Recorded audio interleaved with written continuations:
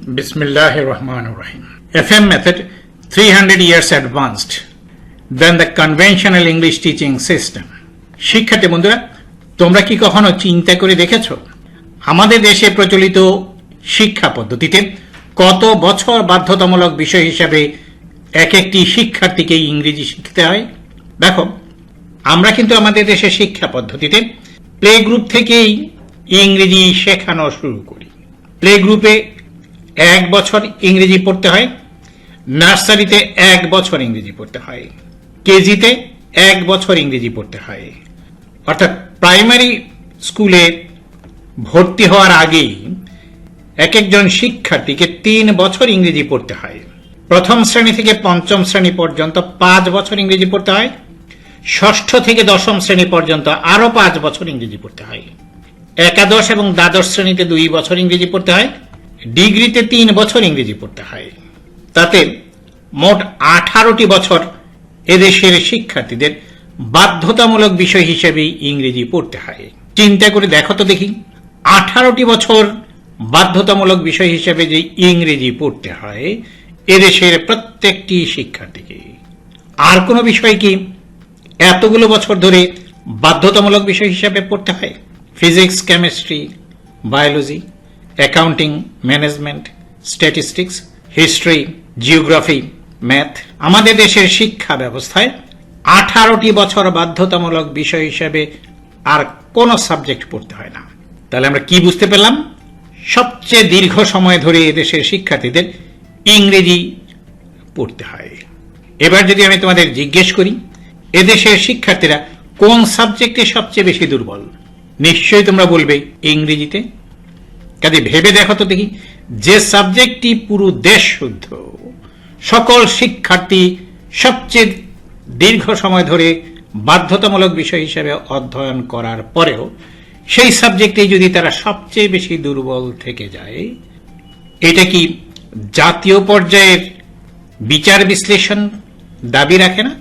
জাতির সবচেয়ে বেশি বিনিয়োগ ব্যর্থতায় পর্যবেসিত হচ্ছে না? এই রকমের শিক্ষা পদ্ধতি কি আদৌ প্রশংসনীয়? 18টি বছর পার করার পরে দেশের প্রত্যেকটি শিশু দেশের মালিকানার দাবি করতে পারে, দেশের মালিকে পরিণত হয়, ভোট দেওয়ার অধিকার সে সংরক্ষণ করে। 18 বছর বয়সে এক একটি নারী শিশু বিবাহের আইনগত বৈধতা লাভ করে। 18টি বছরে বাঙালি তার জীবনের প্রায় 3 ভাগের 1 ভাগ শেষ করে ফেলে, তারপরও তারা ইংরেজি শিখতে ব্যর্থ হয়। এবার আমার প্রশ্ন তোমাদের কাছে, কেন আমাদের ইংরেজি শিখতে হয়? তোমরা হয়তো উত্তরে বলবে ইংরেজি হলো একটি আন্তর্জাতিক ভাষা, সেই জন্য শিখতে হয়। তোমাদের এই আনসার, এই উত্তরটি 21 শতাব্দীর প্রেক্ষাপটে সঠিক। কিন্তু বলো তো দেখি, প্রথমে আমাদের যখন ইংরেজি শিখতে হয়েছিল তখন কি ইংরেজি আন্তর্জাতিক ভাষা ছিল? চিন্তা করে দেখো, প্রথমে আমাদেরকে কেন ইংরেজি শিখতে হয়েছিল? আমাদের ইংরেজি শেখার ইতিকথা অন্তত 1757 সাল থেকে ইংরেজি শেখার ঐতিহাসিক প্রেক্ষাপট তোমরা জানো। 1757 সালে যে ইংরেজগণ এদেশে বণিক ভেসে বাণিজ্য করার জন্য এসেছিল তারা এই দেশটিকে দখল করে নেয়। এবার বলো তো দেখি, ইংরেজরা কি আমাদের খাতির যত্ন করার জন্য দেশ দখল করেছিল? নিশ্চয়ই না। কেন দখল করেছিল? আমাদেরকে শাসন আর শোষণ করার জন্য। এবার বলো তো দেখি, আমাদেরকে যখন শাসন আর শোষণ করতে ইংরেজরা এই দেশটি দখল করল, তখন ইংরেজরা সবচেয়ে বেশি কোন দিক থেকে প্রতিবন্ধকতার সম্মুখীন হলো? নিশ্চয়ই ভাষাগত দিক থেকে। কারণ শাসক গোষ্ঠী এবং শোষিত শ্রেণীর জাতির মধ্যে ভাষার বোধগম্যতা যদি না থাকে, অর্থাৎ শাসক গোষ্ঠী যে কি বলতে চাচ্ছে শাসিত জাতি যদি সেটা ঠিক মতো বুঝতে না পারে, তাহলে 16 আনা কার্য সাধন করার শাসক গোষ্ঠীর পক্ষে সম্ভব হয় না। কাজে ইংরেজরা এই দেশে প্রথমত ভাষাগত প্রতিবন্ধকতার সম্মুখীন হল। এই ভাষাগত প্রতিবন্ধকতা দূর করার 2টি উপায় ছিল। এক হলো, হয় ইংরেজদেরকে এই উপমহাদেশের মানুষের ভাষাটা শিখে নিতে হতো, না হলে এই উপমহাদেশের মানুষদের ইংরেজদের ভাষাটি শিখিয়ে দিতে হতো। তোমরা বলো তো দেখি, ইংরেজরা ছিল শাসক গোষ্ঠী, এই উপমহাদেশ ছিল শাসিত। কারা সহজ কাজটি করে থাকে? শাসক গোষ্ঠী নাকি শাসিত?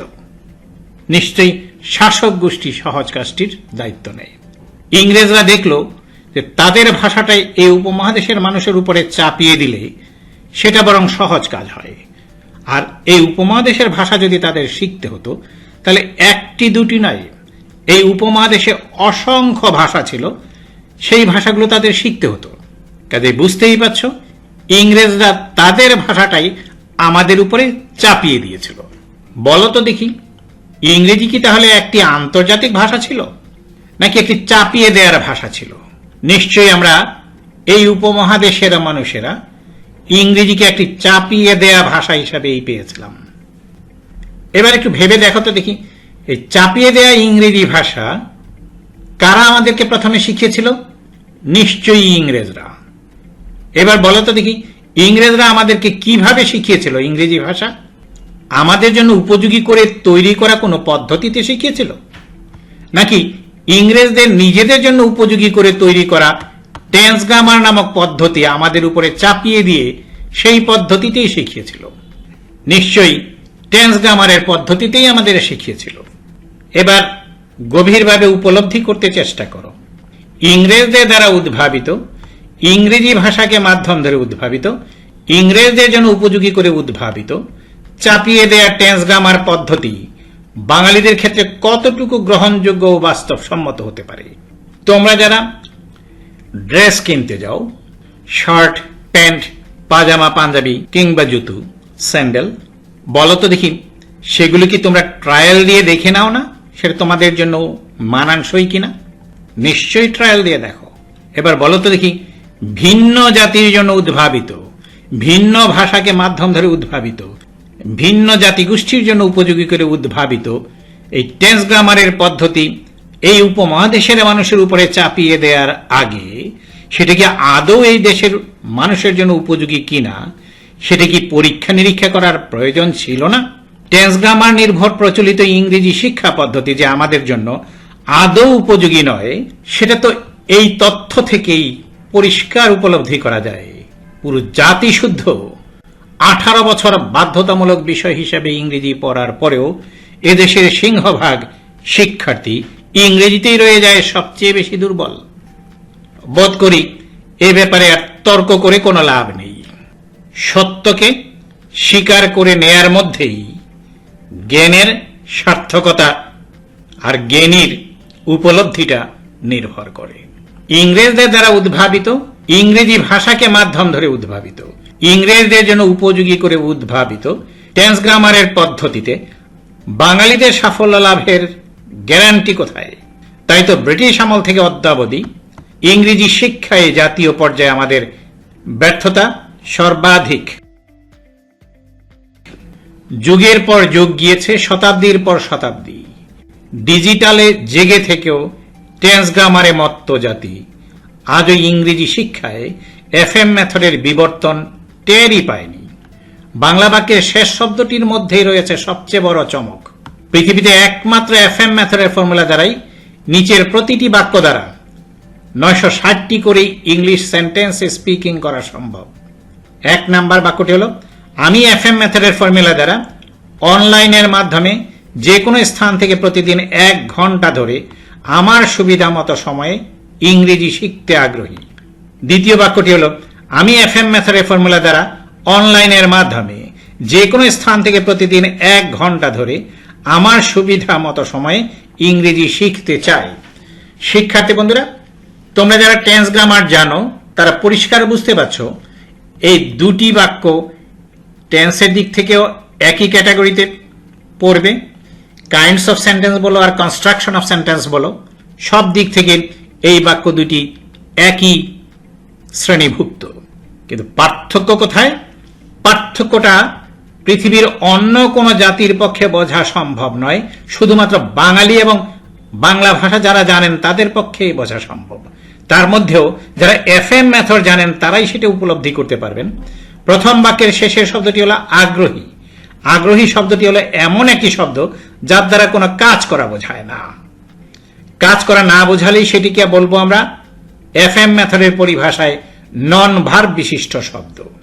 যে সকল বাংলা বাক্যের শেষে এরকম নন ভার্ব থাকে সেই সকল বাক্যকে ইংলিশে রূপান্তরিত করতে এফএম মেথডের লেসন 2A এর ফর্মুলা প্রয়োগ করতে হয়। আর এই একটি বাক্য থেকে 960টি ইংলিশ সেন্টেন্সে স্পিকিং করা সম্ভব। আমার বইতে এগুলো বিস্তারিতভাবে আলোচনা করা আছে। দ্বিতীয় বাক্যটি হলো, আমি এফএম মেথডের ফর্মুলা দ্বারা অনলাইনের মাধ্যমে যে কোনো স্থান থেকে প্রতিদিন 1 ঘন্টা ধরে আমার সুবিধা মতো সময়ে ইংরেজি শিখতে চাই। এই বাক্যের শেষের শব্দটি হলো চাই। এটি একটি ক্রিয়াবাচক শব্দ অর্থাৎ ভার্ব। বাংলা ভাষায় যত বাক্য আছে যেগুলো শেষ শব্দটি ভার্ব, সেই সকল বাক্যকে এফএম মেথডের লেসন 3A এর ফর্মুলা প্রয়োগ করে ইংরেজিতে রূপান্তরিত করতে হয়। আর এই একটি বাক্য থেকে এফএম মেথডের মাধ্যমে 960টি করে ইংলিশ সেন্টেন্সে স্পিকিং করা সম্ভব, যা পৃথিবীর অন্য কোনো জাতির পক্ষেই কোনো পদ্ধতিতেই সম্ভব নয়। সেজন্যই আমি বলেছি ডিজিটালে যদিও এই দেশের মানুষ জেগে উঠেছে, কিন্তু আজও তারা টেন্স গ্রামারে মত্ত হয়ে আছে। ফলে তারা এফএম মেথডের যে বিবর্তন, সেই বিবর্তনটা টেরই পায়নি। তাই তো বলবো, আর পশ্চাৎপদতা নয়, প্রচলিত ইংরেজি শিক্ষাদান পদ্ধতি ইংরেজদের দ্বারা উদ্ভাবিত, ইংরেজদের জন্য উপযোগী করে উদ্ভাবিত। সেই পদ্ধতি আজ থেকে প্রায় 300 বছরের ব্যাকডেটেড। আর এফএম মেথড হল বিজ্ঞানসম্মত, আধুনিক, প্রযুক্তি নির্ভর, ফর্মুলা বেসড পদ্ধতি, যার মাধ্যমে প্রযুক্তির মাধ্যমে যেমন দ্রুত অগ্রগতি লাভ করা সম্ভব, এফএম মেথডের মাধ্যমেও তেমনি টেন্স গ্রামার না শিখেই ইংরেজিতে দক্ষতা বহুগুণে লাভ করা সম্ভব। কাজে আহ্বান থাকবে, গতানুগতিক ব্যর্থতার নাক পাশ ছিন্ন করে বেরিয়েছে এফএম মেথডের পতাকা তলে দলে দলে হাজির হয়ে প্রত্যেকটি পরিবারে প্রত্যেকটি শিক্ষিত মানুষ এফএম মেথডিয়ান হিসেবে যখন গড়ে উঠবে, এই দেশে সত্যিকার অর্থে আন্তর্জাতিক মানের মেধাবী মানব সম্পদ তৈরি হবে। ধন্যবাদ।